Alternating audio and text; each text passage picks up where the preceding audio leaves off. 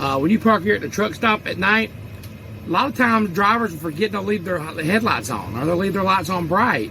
And what happens is you're shining a light into the next person across from you. Sometimes they might come over and knock. Hey, it happened to me when I was a new driver. Somebody come over and said, "Would you please, for the love of God, turn your headlights off?"